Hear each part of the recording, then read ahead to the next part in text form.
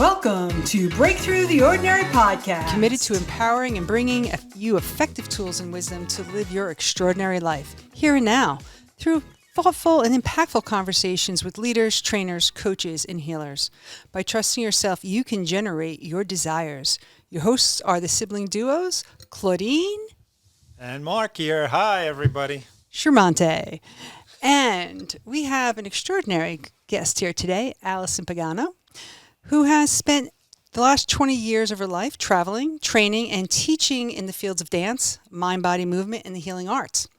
She is the creator of Embodied Dance, which combines dance training, performance with energy, medicine, and holistic approaches to transformation.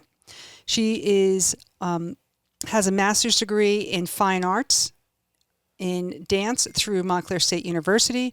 She's a former professor, and she holds many certifications in bodywork, healing energy, yoga, health coaching, Pilates, and the Simonson method of teacher training. And I'm so excited to have you here and to understand and to learn what embodied dance is all about. Oh, she's going to show you. She's unbelievable. So I think start in the beginning. Start what influenced you, what brought you to this path in life. Mm-hmm. So like what influences people, experiences you've had. Absolutely. Thank you so much for having me. This is really an honor to be here and to share this. It's kind of a revolutionary approach that's constantly teaching me. I want to say I started the embodied dance method almost 20 years ago when I was living in Australia. And I was having a really hard time with an eating disorder, and I was like skin and bones, and I could not figure out what was going on within me. And I ended up taking a class called Spiritual Wellbeing from an Aboriginal woman. And I had no idea what that meant or what I was getting into, but we started learning about transcendental meditation and chakras and healing and all of these things that felt really familiar, but I had not yet experienced. And things started opening up in me, and I started understanding more about the energy body, where I could begin to realize what it was that was going on with me in the moment. So I started realizing that there's things going on in my energy body that I can work with and that I can access, and I can do something about this. I don't have to stay in this place of feeling really shitty all the time. Excuse my language. So we had to give like a 20-minute presentation to the class of our concept of the divine at 20 years old. So our class was held in a dance studio on campus because they had no other place for us. So I took it upon myself to go in there week after week and just be with the things that I was discovering about myself that were really uncomfortable and the things that I didn't really understand. And I just allowed my body to open in different ways that it hadn't before. And it began to show me, as it still does, what it was that was really keeping me stuck, what it was that was making me feel all of these things, and then understanding also which part of it was mine and what was other people's. And anyway, there were so many things that were opening up that ultimately, doing that week after week, I began to formulate like a half choreographed, half improvised thing that I ended up showing to the class. And it was such a raw, transformative experience to be seen in that place of not really being sure of what I was doing, and then to receive such feedback on it. And I want to say that from that moment on, there was an integration period where I kind of began to heal, and I learned how to eat again, and I learned how there was more for me, and there was something else, and that there was this also opening path of spirituality that was really expansive and really daunting, but it felt like there was a light. So that was the beginning of it. And I want to say that that's pieces of that part of that method is still what I use with people today. Wow. Okay, so I appreciate the origins and the power it had. And it sounds like it was a self-generated experience. Could you explain for us now then, how do you describe and engage people in embodied dance? And what is embodied dance? Maybe that's where we should start. Yeah, sure. Well, just to be clear as well, because what I've done my whole life is being a teacher. I also teach just, actual contemporary modern dance, ballet, and I do all of the, I want to call it regular dance. I'm a trained dancer on all those levels. But, and I still teach, like when I work with Diane and such, it's, a lot of it is dance, just regular dance. So in the embodied dance method, when I'm consciously working with a person and their stories, what it is that we do is we're kind of self-sourcing the material from that person's experience. So it's not just about me taking my ideas and putting my choreography on someone, but it's saying, hey, what's going on with you? Where is it in your body? What is it feeling? What is the story there? How does it need to move? And how do we work through, number one, if you have limiting beliefs around why this is choosing to be with you right now? How do we move through those limiting beliefs by rewiring our movement patterns? Because in terms of movement, the brain, has more activity during dance than almost anything else that you can do. So I always felt like it was the greatest opportunity for you to rewire the neural pathways and to be able to create new patterns. So that's part of the body work and the body language training I've done. So there's that, and then it's, what types of energy do we need to bring in to support this person in their transformation? So what I do is I create what I call a personal choreography for a person. And this is a very intimate method, I want to say. So it's really getting to know a person and using a lot of intuition and letting it unfold, because so much of it doesn't come from the mind, it comes from the body. That's what the difference is. And it's really allowing your body to speak and allowing that to be the guidance. And that's actually what I ended up doing my master's degree.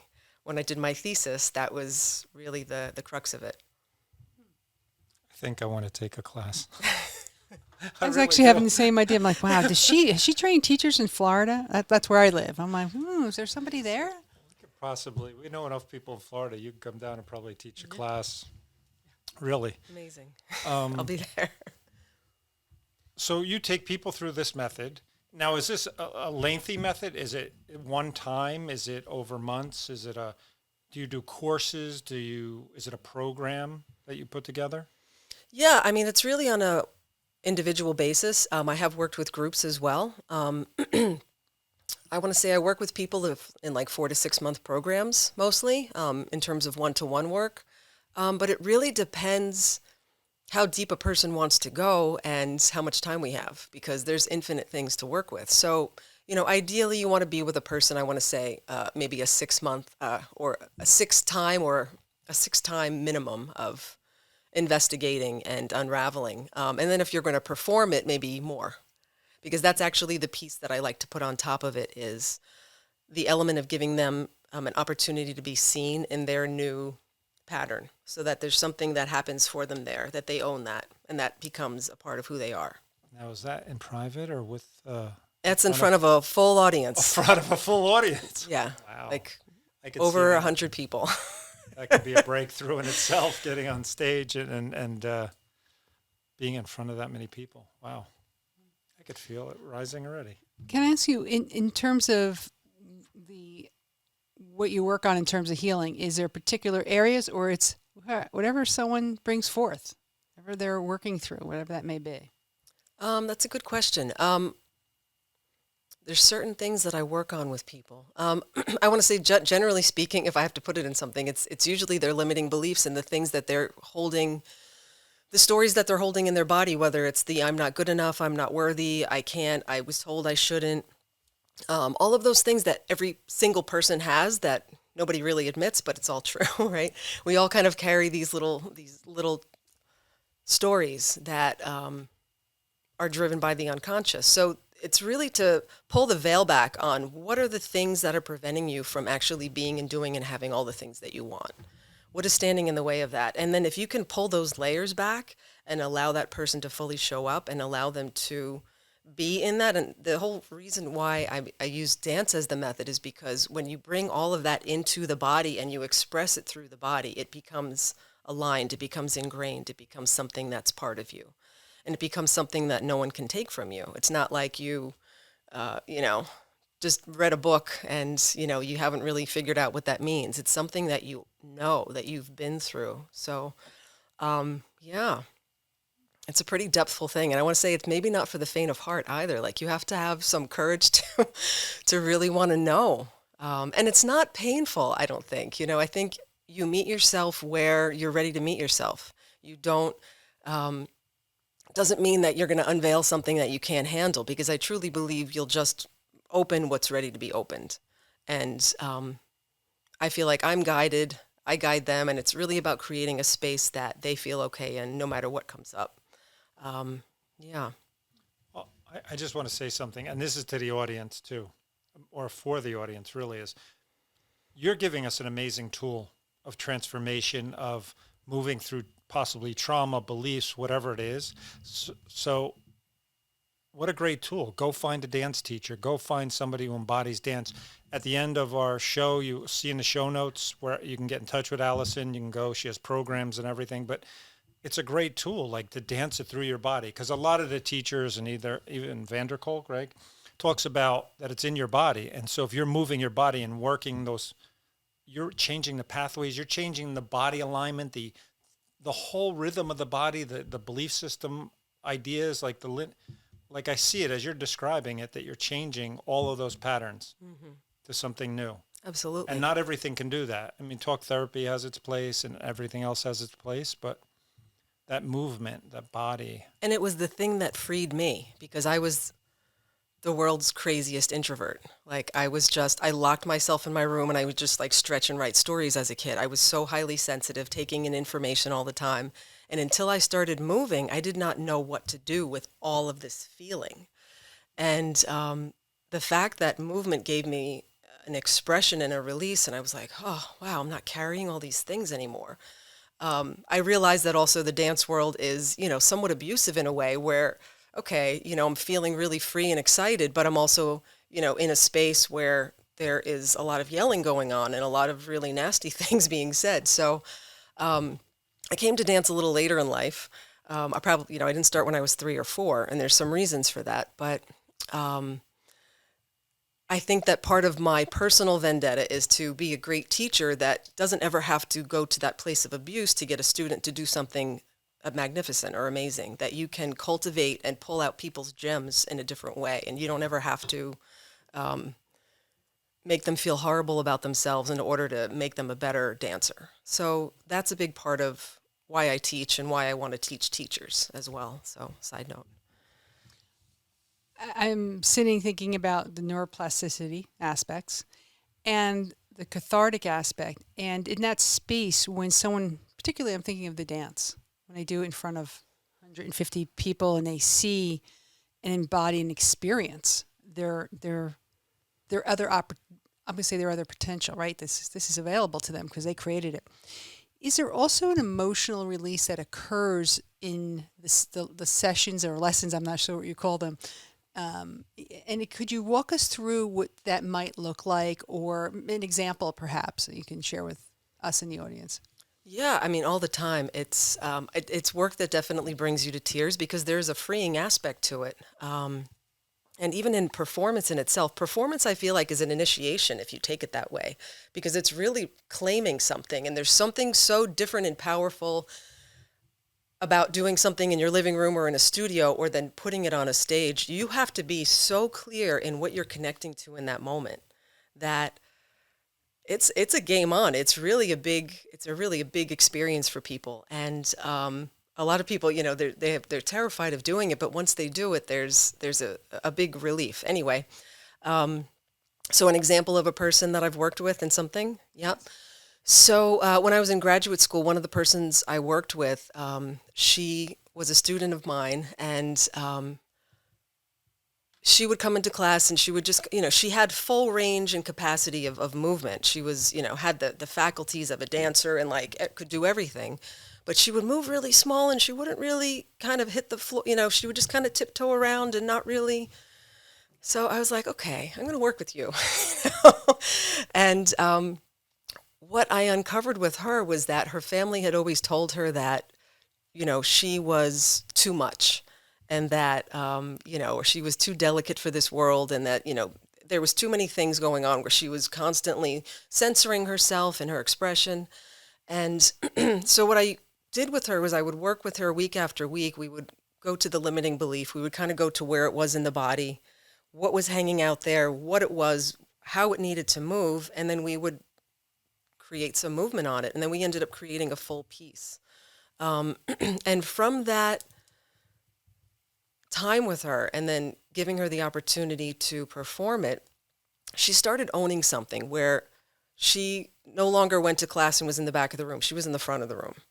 She was traveling. She was expanding. She was taking on the things that she had previously told herself, I can't do this, or, who am I to do this, And there became an ownership that I saw with her. I think we worked together like maybe 8 times. But yeah, something like that is pretty common to, and it's the craziest thing, but sometimes just to give people permission to do the thing that they want to do is almost, that's like the meat of it, is just saying, yes, you can do that. I see that in you. That's okay. Let's do it. Wow. Yeah. That's pretty rapid healing in lots of ways. And I'm, as you described this particular student, I was like, wow, she got to be seen in her full body, right? Like, got to be seen, heard, and and experienced. And I think there's a lot of us who seek that as part of a shift in conversation, internal conversation. So I get how embodied dance really allows you, especially also by having it performed in front of others. It's the witnessing, right? It's the witnessing. That's the mirror back to her or whoever, whomever does that. Wow, that's a beautiful example. Thank you for sharing that. Yeah, thank you. I feel inspired. Wow. I've known Allison for a short time. But listening to you, we've talked about this, but really hearing it from you this way, it's like, okay, I want to try a class. Okay, I'm ready. There's so many dynamic aspects about you. From your traveling, living in different areas, you're that warrior woman, that warrior goddess, whatever that's inside you and stuff. How about you share a little about that? I know you've done something recently, no matter what your take is on vaccines and this COVID, whatever, but you have a special way you dealt with it and what came up in your life. But you could share that and maybe some of the travelings and what that taught you, or where that rose in you. I know you shared in the beginning the African Aborigine woman, but you were doing things other than that too. So where this all cultivated? I've always been an explorer, and even though I've been really introverted, there's always been probably my curiosity has been, it's like that curiosity killed the cat thing that I have. So traveling was never scary to me, even though I was, the world was weird and I didn't like the way it felt, but it wasn't going to stop me from doing anything. So I think, from the time I was 12, I was like the exchange student, and wherever they would let me go, I would just get on a plane and go. And then, so there was Australia. I studied dance in Europe. I taught dance in the Caribbean. I studied in Brazil. I lived in Hawaii. Sometimes I forget because it's been a while now. I've been back in New Jersey 10 years. It's the longest place I've lived anywhere, and I'm ready to go again, I think. But I want to say traveling, what it taught me the most was, number one, kind of wherever you go, there you are. If you don't deal with your stuff in one spot, it's going to keep showing up. And then also that people are the same, looking for the same things, craving the same things, wanting the same kinds of connections. And it made the world also feel really small. I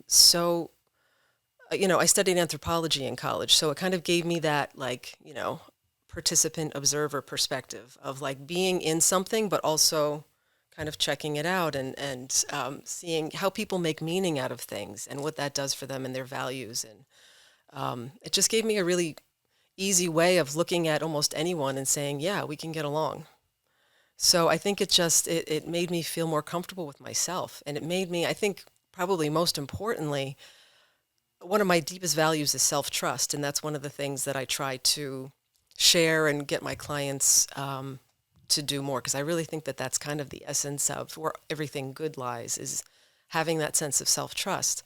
And in relating it to my recent job that I just left, it really has to do with self-trust.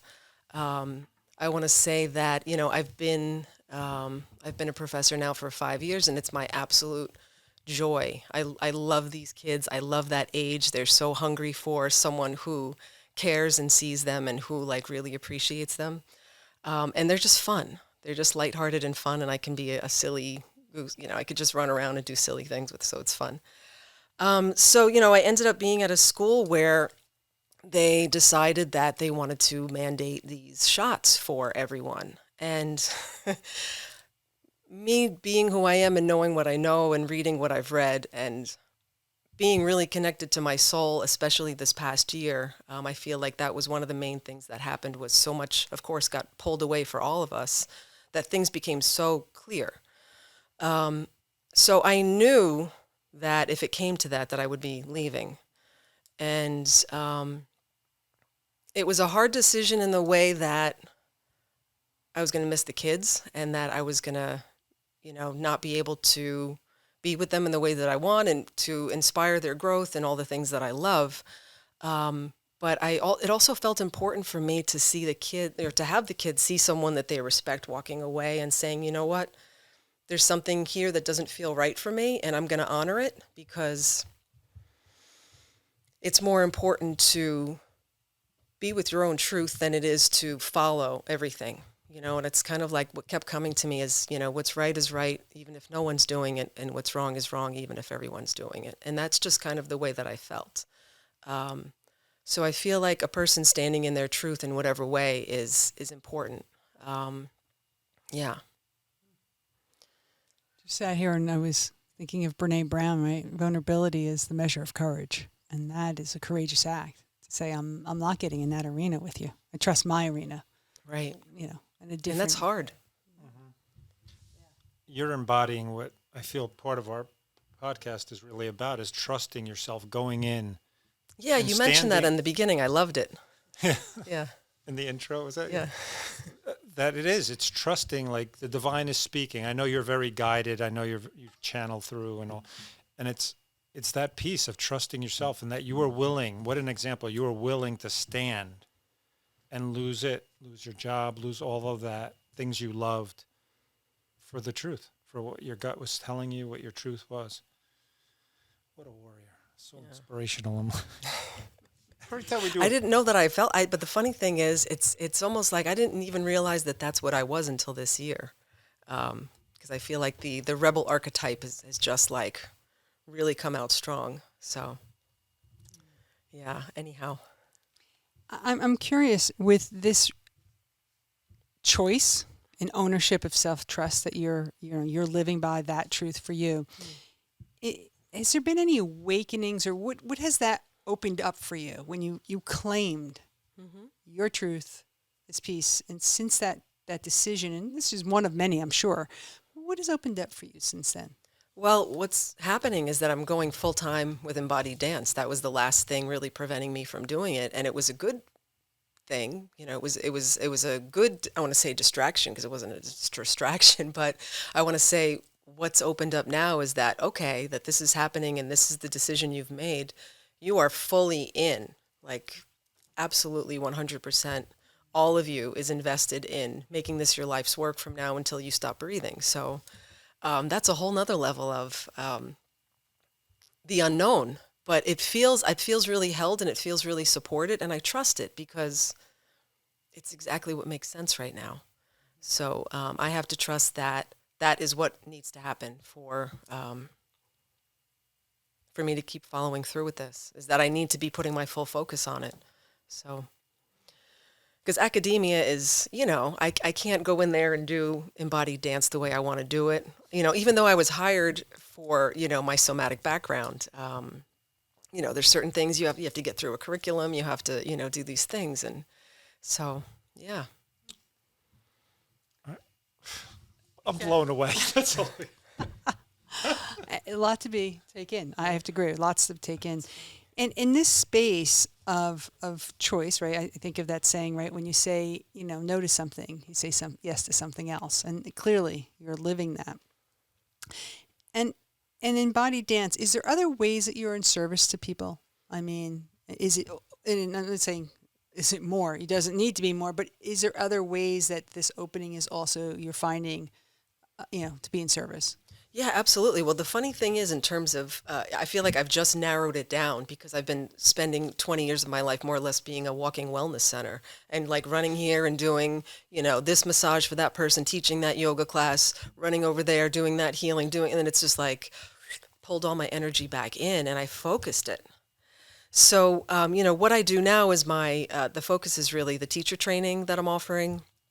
And I do one-on-one with people and I offer smaller, like 5-week programs and 9-week programs. I'm running one right now called Embodied Dance, which is for people to move through each chakra and each energy center and to pull out all of the stuff there that doesn't work for them anymore and to create something new through dance and movement. And it's a group course, so we kind of collectively create choreographies together.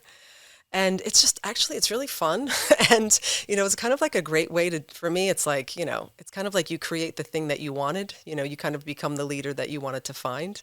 And it's really about, how do we go through what we want to go through and really support each other and find the things that we're looking for within and, using dance for our freedom, for our personal power, for, I feel like everything that you want is through that door. I just want to say, I know women are doing this. Do you have any men in your classes? From time to time, I do, actually, do? Yeah. Yeah, I tend absolutely. to be a man that likes to do things that might be out of the box a little, but this sounds out of the box as a man. And you've got me. I'm gonna sign up for something for sure. This was clearly a successful podcast for your business. Yes. How do you live an embodied life? What's that look like for you? What's your practices? I'm a believer our practices create who we are. Absolutely. Thank you for asking. And the funny thing about that is it's so easy to get away from our personal practices when we get really busy and when we feel like, I have to see this person, I have to make sure they have everything they need. And, I think that's that martyr thing that we learned from our mothers and grandmothers. And anyway, so yeah, I have been pulling back and doing more of my own work. And I feel like it always teaches me. What I want to say embodiment for myself is really just being very curious in life and having a strong sense of awareness throughout your day and to understand that you're being guided and that, everything in life is and can be a relationship, So it's really just changing the way that you look at things and changing the way that you interact with things. So it becomes more expansive. And yeah, it's easy to get stuck in the mind and be distracted in the world that we live in. And I feel like what embodiment does is it gives you back yourself. It gives you back your power. It gives you back presence. It gives you back aliveness that it's hard to access when we're living from the neck up and we're running around like a nut, which is what I've done also. So it's like I've needed my own practices to ground me for sure. But yeah, the regular things, meditation, and when stuff comes up, I just dive into it, probably to a fault. Like I go heavy and hard in it. Well, do you dance for yourself? Like if something comes up, right? Mm-hmm. So meditation's more mindful and that's wonderful. So if you do feel something coming up, will you dance with yourself at your home or however you are and to work through that? Yeah, I've done that. I did that a couple days ago. Yeah, I do a little bit of investigating first where I'll ask, what is it that I'm feeling? What is it really about? What is this reminding me of? And I'll kind of, and then what is the meaning I'm giving it? Which is usually something big. And it's like, I'm making it mean that I don't deserve this, or I'm making it mean, and, just understanding that layer, which always like breaks something open in me. And then once I have some of that like understanding, I'll call material, then I can be with that. And then the body always shows me more, and it shows me like how, what's available from there. And it usually, not to sound, too silly, but it often brings me to tears because the body it's so profound when we just allow ourselves to ride that wave of our own wisdom or what it is that we're connecting to, and to trust that, there is something that's guiding and that there is something that's bigger than these 3D bodies that we can interact with. Okay. you've given a lot of tools, a lot of techniques, but can we refine it right now? What like our listeners could do, 3 simple things or 3 tools, whatever, that could help them bring some of that presence, some of that embodiment that you have shared with us? Because you have shared 20 tools, 30, I don't know, I can't even count anymore. But can you give us 3 specific ones that our listeners could really just try out right now to presence themselves or really embody something? To find presence, to find embodiment. Yeah. Yeah, I think the first tool is to really pull your senses in and to, meet yourself with curiosity of what is it that I'm experiencing right now, and maybe even doing a body scan of, if I close my eyes and I just feel, I see that my shoulder's all the way up here. Oh, my right hip actually hurts a little bit. And then, it's kind of like allowing your body to kind of come into a more natural posture and realize that, there's a, you can kind of refine a lot of feeling just through changing your body language, because sometimes, I would even notice things like that for myself where I'd be sitting all weird and in pain, and you just bring some awareness to the body to, access and understand what it is that you're feeling. And what I love to do, quite honestly, is to just do a connection to myself where I'm just breathing into my heart and I'm bringing awareness to my heart. I'm sending and releasing some grounding energy. I'm finding a relationship to the earth through my feet, through my legs, and I'll consciously think about drawing that energy into the body, and I'll think about reaching up through the crown of the head and accessing whatever in spirit realm I can access, and then drawing that back into the body, breathing it into the heart, exhaling it out, and then just becoming more connected. And that's a really simple thing to do that I walk people through all the time, which is just earth, spirit, heart, and finding those points, and you'll get there pretty quick. As I watched you actually embody the practice in some ways, I've recently started some work with a somatic coach. I have been one of the people who cut right here, and my head does one thing, the body has been doing something different, and that integration, right?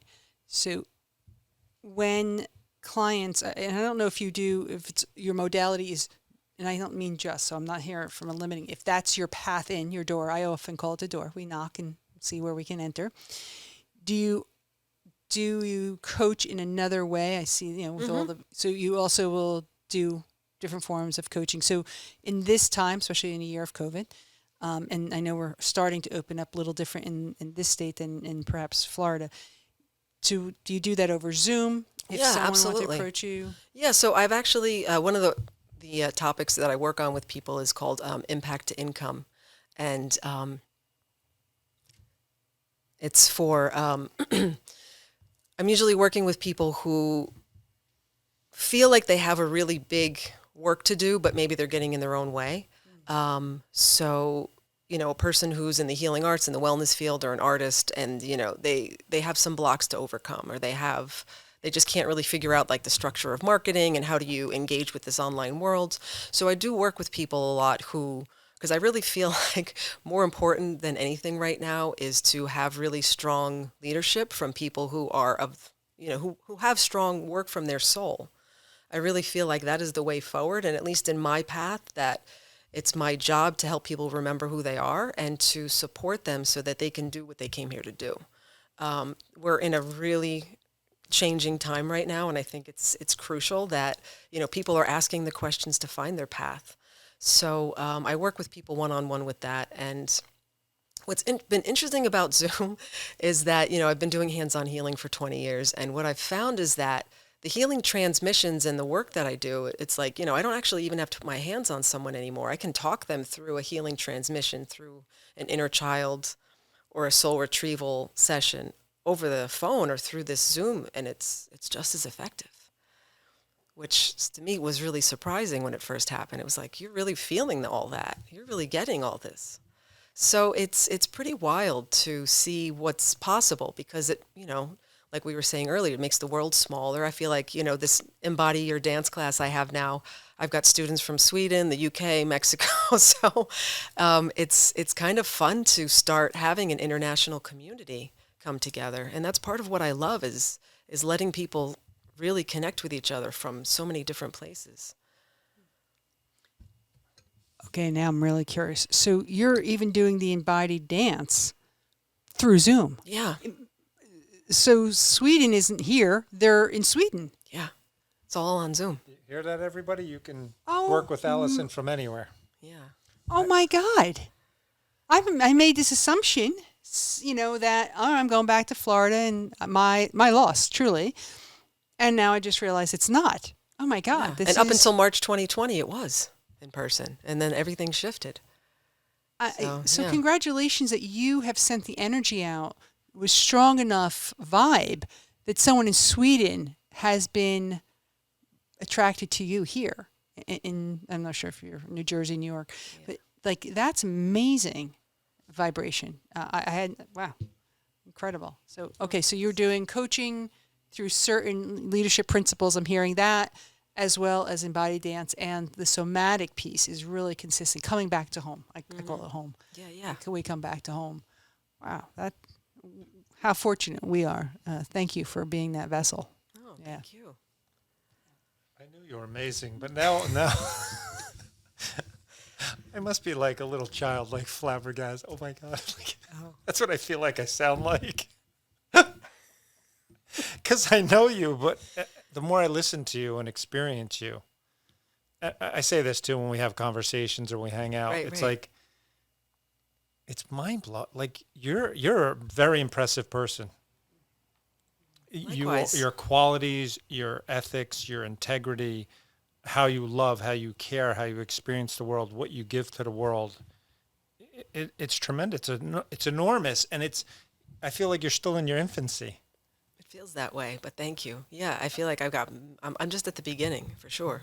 And so I'm like a groupie, whatever. You do sound like that, bro. You sound like that. Flabbergasted is going to be the name of this particular podcast, just so you know. Flabbergasted with Allison. Flabbergasted group. Yes, the embodiment of that. So I'm also curious now because I don't really know the story of how you two know each other. I know I've heard your name, but I don't know how you two have met. What's the community connection? Yeah, I mean, I just honestly just met through Diane, your previous podcast. What do you call that? Interviewee? Call it guest. Guest, yes. I was going to say guest. I'm trying to find a fancy word for that. But yeah, so I've been working with Diane. I know Diane from dance, and I've also I started creating a choreography for her before the world shut down last year, and I see her every week. So I think she had brought up maybe Mark and that she was doing this or something. I don't know what it was. We were having a conversation, and I was probably telling her that I was having a hard time just finding people on a growth path or whatever. And I think she mentioned Mark, and it just kind of, we spoke, and anyhow, I'm here. Okay, so a little more complex. Yeah, a little more. So this is relatively a newer friendship. Yeah, it's been like a month, maybe around you. It's probably Really? Yeah. Oh my gosh! Soul Like family. you talk about people being put in your life. This Yeah. is a great example, and Soul family for our listeners and our family. I'm sure Mark has shared with you is an expansion-minded family. I would say. Right, and that's been one of our gifts is to say whatever door you choose to enter your soul, God bless, and share it with us. And so I didn't know that. So I'm so glad that you two have walked into each other's lives. we all get to share that juicy stuff. Yeah, I think part of it is being open. You're very open. I'm a very open person, and it opens the possibility of meeting people or sharing. And even though we don't know each other as you experience us, it's like our conversations when we hang out, the energy that it's exchanged, it's incredible. It's like expanding all the time. It's like that's what that one conversation I've been sharing a lot lately was we were talking about surrender. I had shared it with you too. And I'll share with the audience is we talk a lot about surrender to the divine, surrender to your gut, surrender. And as we were speaking, it was like, what about going to the next step about being taken? like surrender's still a choice. I can surrender or not surrender. What if I let spirit or divine take me over? And these are like our conversations. What would that feel like if I didn't choose anymore? I let the divine take over. I didn't compete. I didn't resist. But this is how our conversations go. They're very deep. They're very, I love them. I mean, it's like constant the juice connection. of life, right? Yeah. It's good stuff. Juicy. You said it. Yummy, yummy, yummy. Yes. I like that distinction, and I know you had shared that with me, and it makes me also think of the distinction of allowance. You know, because surrender feels like you have to put your fists down, or like, I'm going to stop pushing against. All right, fine, I surrender. And some people are brought to surrender, and I have experienced that certainly through pain, or Absolutely. or hammer, which I agree. There's many other ways. Whereas allowance feels like flow. There's a feminine divine in allowance. It's a receiving energy, and taken is another beautiful way. It also conjures up some images and energies for me too. Well, I like that. Like the feminine is the allowance and the masculine is the taken. But they're both deep, like deep. All right, the masculine takes or taken and the feminine just allows. That's a good one.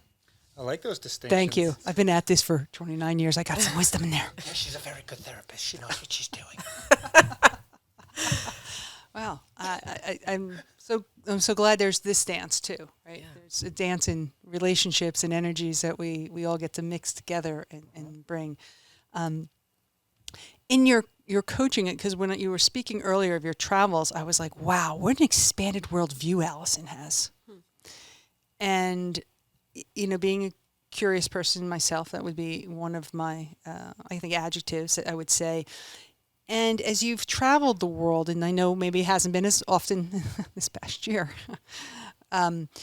is there aspects that have really brought back that you go, yeah, this is part of my worldview? America has a worldview, right?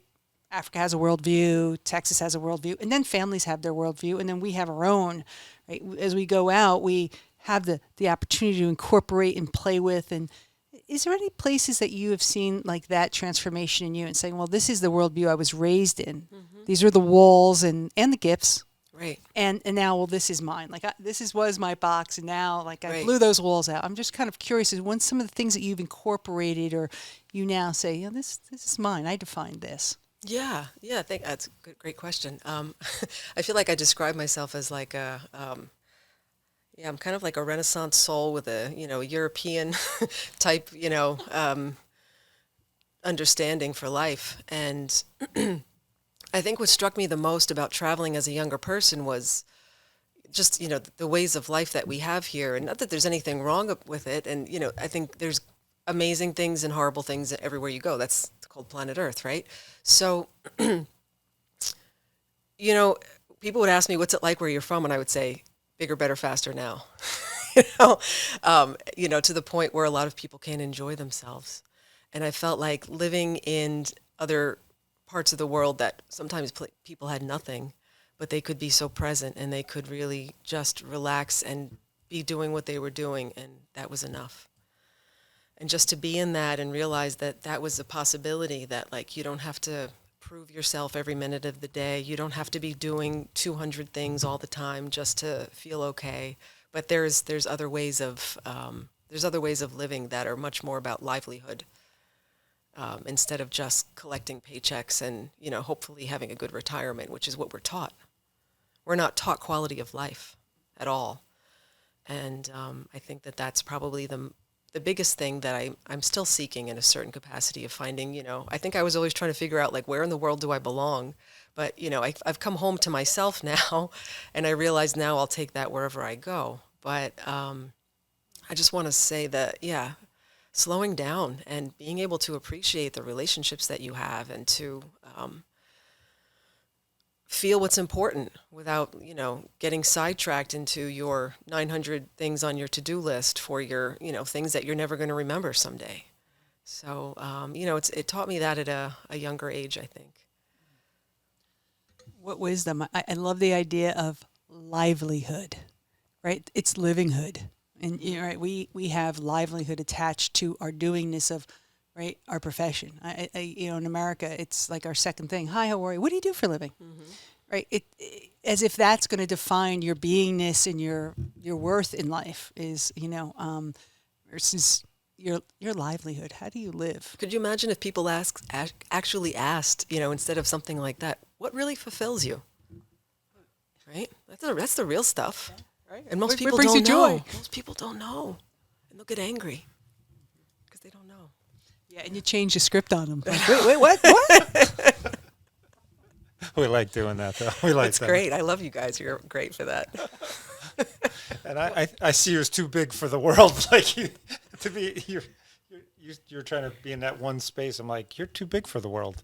Like you belong everywhere. Your energy is that big that it's not like in a small space or boxed She's in. in Sweden. Did you hear her? She's in Sweden. Her energy is all the way in Sweden. Well, I always say, too, if you spot it, you got it. So, yeah, it's probably the Whatever same. you say. Yeah. What's your sources of joy? My sources of joy, sunlight. Sunlight on the balcony first thing in the morning. My cat. Being in water, having incredible connections with people, being in pure ecstasy of movement, laying in the grass. Yeah. Having a really amazing time with a client who is getting through her own blocks and finally realizes that there's something more available for her that she didn't see before.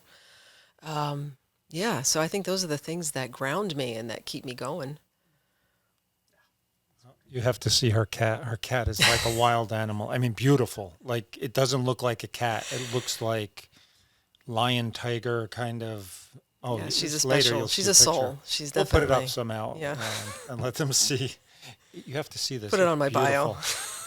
beautiful. We do a challenge for our listeners, and wow, you have put so much out there. There's so many kind of challenges, but we're going to challenge the audience. You can put it on Facebook, on our pages and stuff, to do some kind of dance. Put on a video and feel your body, like, breathe and move into it and just express yourself. Could be joy, sadness, whatever it is. Like Allison was sharing about going in your body, find a spot and just dance from that spot. See what comes of it. And then call her and work the rest of it. Yeah, that's a great lead-in, actually. Just finding a place and starting there. So do it and post it on Facebook, Instagram, all that good stuff. We'll put it in the show notes. Yes, and that would be, the BTO podcast on Instagram, Facebook, Twitter, and tag us and like us because that's an important part so we can do that. Or you can email us at the btopodcast@gmail.com, and that is a picture of you at your favorite song moving and allowing your body to express itself. And this is the time where we go into fast fire questions. Okay. Are you ready? I'm ready. There was no prep for this. Not that there was much prep for anything. So, how do you define love? It's a great question. What kind of love are you talking about? Universal love? Let's take both universal love and relationship love, closer to home. It's a tricky thing because, love can be a complicated thing for so many people depending on the families, right? And like what we become attracted to. And we can get very misled in what we think is love based on family experiences. So when you go talk about romantic love, I've definitely been led down some roads I may not have chosen, but were ultimately for my learning. But I want to say going forward from that and, being in a different place, I really think it's about connection. It's about what two people can open in each other that's greater than just the single parts. It's allowing an inspiration and allowing a growth that's not possible otherwise. And I think it's, ultimately what I'm interested in or what I think is really amazing and rare is to have this like synergy that happens, right? It's like, when you have two different energies coming together that are really expanding and, powerful in their own ways, that they can really create something and recalibrate both people also to their highest potential. And it's about doing and becoming more than what you can by yourself. It's like having that extra. Yeah. I haven't really seen it or haven't really experienced it yet, but I do believe that it exists. And I do see people, I am seeing examples of people who are living in that. So I think that that's the first place of saying, okay, I see that, I'm going to allow that and hold what I see. I want to say, what I want to say about love is that I say, love, it just is going to break all other untruths. It's going to, not to sound trite about it, but it's going to be the thing that always breaks you through to the other side of whatever it is. It's the only thing that has the capacity of something meaningful and lasting and real. And it's the thing I believe that most people regret not loving enough, or especially not, here's the big one, right? Not having the ability to love themselves, right? Nobody teaches you that, why it's important, how to access it, or any of that. But that becomes, I think, a big regret, is not understanding how to give ourselves the love that we need, how to love people the way they need to be loved. And one last thing on that's hard, that I've had to learn, is that people can only meet you as deeply as they've met themselves, right? So we may take it personally when someone cannot return a certain amount of love that we may be sharing with them, but if they have not given that to themselves, it's not personal. So, yeah. Thank you. What do you want your legacy to be? Oh, wow, it's a big one. I think embodied dance is going to be my legacy. Having people come back to themselves and really coming back to their bodies. I think that the journey of embodiment is a really important one at this time because of what we were talking about earlier in terms of self-trust. When you can trust your body and you can trust what you feel, and you don't have to look outside of yourself for validation, but you can own what you know with clarity and truth. I think that's kind of the greatest gift you can give to yourself. So I think embodied dance is teaching me until I take my last breath. I am just the channel for it. I don't claim to even, I might talk about it 10 years from now and it might be something different. Oh, I'm sure it'll be bigger with you. So there's a couple questions here I really want to ask you, but this one really sticks out. What in your life makes you feel most vulnerable, and how do you handle that? How do you deal with that? Ironically, on some level, talking about myself and things like this. It really does, quite honestly. Even though I've been a professor and I'm used to like lecturing and doing things, if I have to talk about myself to a group of people, like it's really it's a confrontational thing for me, and it feels awkward. So I want to say that this is something that, I'm getting more comfortable with. But yeah, for sure. Even something like this is big. Happy to contribute. Yeah, thank you. I'm a spiritual growth warrior, so I'm on it. Can you complete this sentence? God to me means.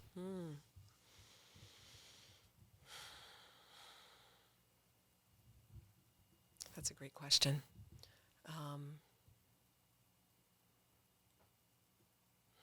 I'm getting so many different words. I'm just trying to find one. But I want to say, maybe in a shorter answer, I feel like in terms of what God means to me, it is that supreme connection that when that connection is unplugged or becomes unavailable or we push it away, that's when I've experienced the most pain and trauma in my life is those moments when I've pushed that away, when I've said, no, I'm not going to connect to God. That's not, something for me. That's something other people do. I was raised in a very Catholic household, and I had a lot of mixed, things to go through to really find what that was for me. But coming back to that, it's your connection. It's pretty much, for me, it's everything. Being able to call in and be with that frequency and know that you're supported, and that is the greatest gift of being alive, is to access that level of awareness and consciousness, and that's what's holding us. Simply blown away all the time. Okay, last one from me. Where in your life are you most authentic, and where are you least authentic? Though you've come across very authentic, we all tend to have our places. You might not, but where do you Yeah, feel that's a good question too. I want to say that I strive for that because I feel like I spent so much of my younger life not really knowing who I was or how I felt or any of that, that I kind of got really clear at some point that it just felt really good to tell the truth. And the more that I could tell the truth and be really connected and believe everything I said, the more that other people could do that too. So I feel like not that I try to do that, but I want to allow that to happen as often as possible, wherever possible. Are there times where I'm inauthentic? I don't know. I'm a clown, but I'm also being myself. Yeah, I don't know. I mean, at this point in my life, quite honestly, I really don't think there's any situation that I put on airs at all. Because I feel like I spent so much of my younger life being locked inside myself and not having an ability to say anything. So I feel like truth is such a value for me, and just being able to speak the truth and share the truth opens something all the time. What are you reading right now? What am I reading right now? That's a good question. I'm rereading one of my favorite authors, Richard Brautigan. He's kind of a clown. He was an author in the 1960s, and he's written some interesting books, and he's just talk about authentic writing and just humor. And it always kind of brings me to such a raw place when I read his stuff. So I'm always reading at least 3 books at a time, by the way. Okay, so what's all the books? So it's the books I'm reading. Richard Brautigan.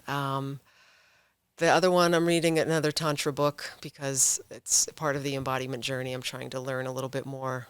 And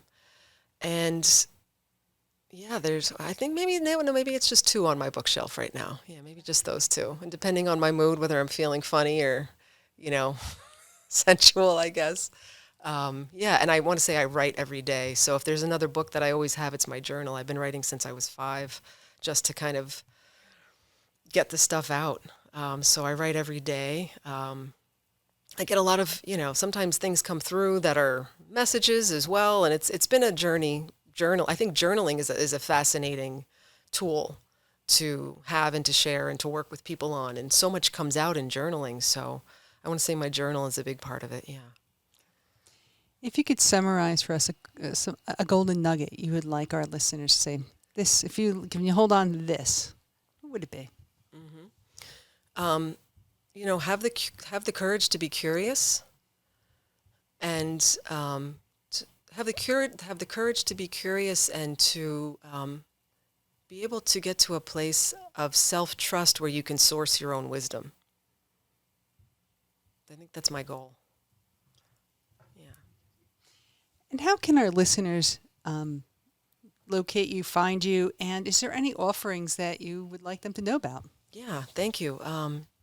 So working on a new website. It's going to be embodied-dance.com, which should be available by the time this goes out.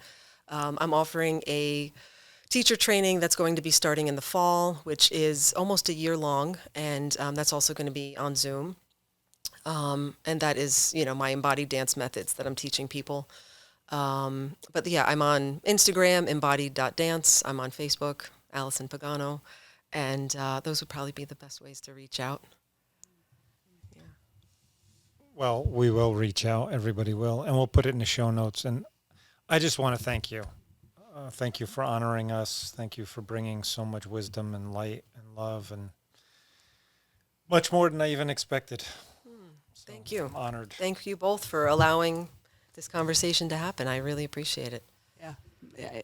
I was so curious, and now I'm more, and at the same time in wonderment. So I want to thank you, Allison, for sharing your wisdom and your approach. Another tool for healing, and I think it's wonderful. Thank you, and thank you for pushing me out of my comfort zone. That's what we're here for. We're beyond the ordinary.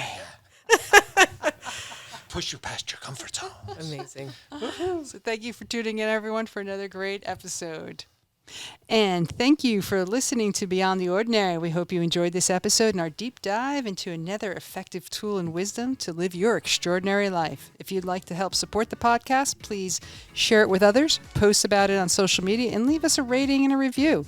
To catch all the latest from us, follow us on Instagram, Facebook, Twitter, YouTube, and LinkedIn at the BTO Podcast. Thank you again, and we'll see you next time. Out of here.